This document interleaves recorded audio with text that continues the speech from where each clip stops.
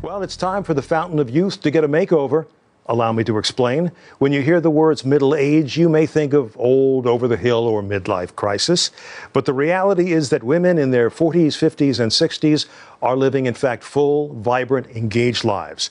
All because their renewed perception of the Fountain of Youth shows them the glass is not half empty. Oh, no. It's so full, in fact, it's overflowing.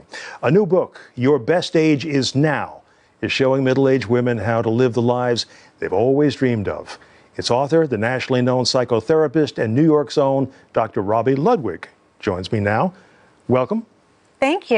Thanks for having me. First of all, this is dangerous territory for a man to venture into. To talk about how a woman perceives her own age. Right.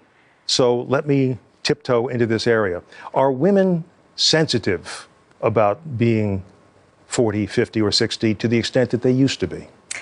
I definitely noticed that it's kind of two ways to look at it. So they may feel really great about themselves.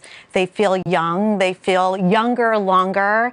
But there's a concern about how other people will perceive them. In part because culturally, we really have been brainwashed to believe that once women hit a certain age, they're to be ignored or they're not as valuable as they once were. So I think women are struggling really with those two images. So it's what they feel inside and a disconnect between what they think others may feel about them? Right. It's almost like in their own body, in some cases, they feel that they've looked better than ever before. They're more fit. They're more self-confident. They're more comfortable in their own skin. But there may be a concern about what their age means to someone else, either in the dating world or in the work world. There's still a fear that it'll create some prejudice. And in some cases, that's true. It's not without some degree of truth, because we do tend to be an ageist society. Right. Part of the reason why I really wanted to write this book is because I looked around New York City and I saw all these really amazing, beautiful, successful, brilliant women around me who were in midlife.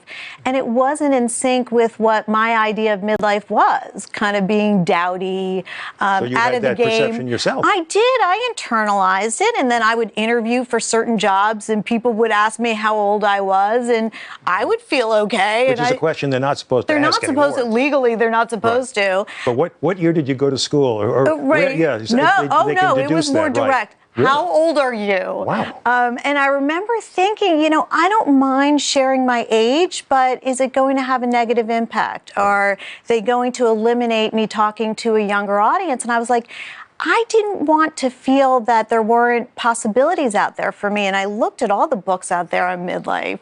It was all about loss, how to handle not being noticed. Well, who wants that? Yeah. How to handle not remembering, how to handle your body not being in good shape. And I was like, there's something wrong here. And I looked at the science, and fortunately, the new science is really showing something very different. Well, what is it showing? The new science is showing that our brains are really doing very well in midlife, that we're not forgetting, that we continue to make new neurons, neurogenesis, especially if we eat right, that our personalities can change all the way into our 60s. So we're not done. We're not complete human beings at that point. We're absolutely not. We're more artistically intuitive at this time. We know ourselves. And since we're living longer, we want to feel and live younger. Yeah, because otherwise it's horrible to go through half of your life or more thinking that you're not what you were and that nobody really cares anymore. Exactly. And what does that do to your psyche? So what do you do about this? What do you recommend? My recommendation was that there were a lot of similarities between adolescence and midlife. In fact, Gail Sheehy, who wrote Passages, and she wrote it when she was at 35 years old. Ooh. Think about it. Yeah. So science, I can barely remember it. Right. Science is really a game changer in terms of creating this new space in life where it used to be at midlife, you'd look at maybe retirement. Now we're living so much longer that we're not retiring in some cases. So we really need to look at the options. So I said, okay, there are similarities in hormone changes. There are similarities in our body changes. There are similarities in terms of looking inward. But we're not as hopeful as teens are. Teens are creative.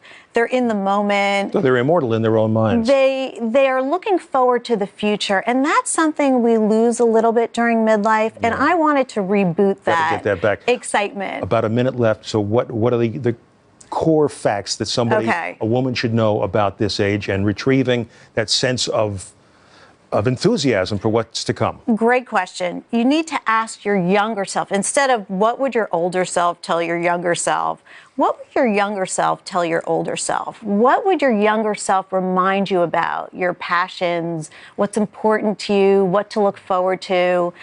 We need to learn to say yes to ourselves more, set boundaries, and also look to role models. These are all things that adolescents do. They have an inner moxie of, I'm not going to let somebody else define me.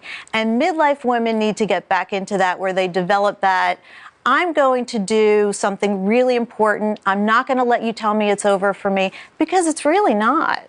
Universal themes that the men could probably learn from as well. Absolutely. Absolutely. The book is fascinating. Wish you Thank much you. luck with it, and thank you for coming on in.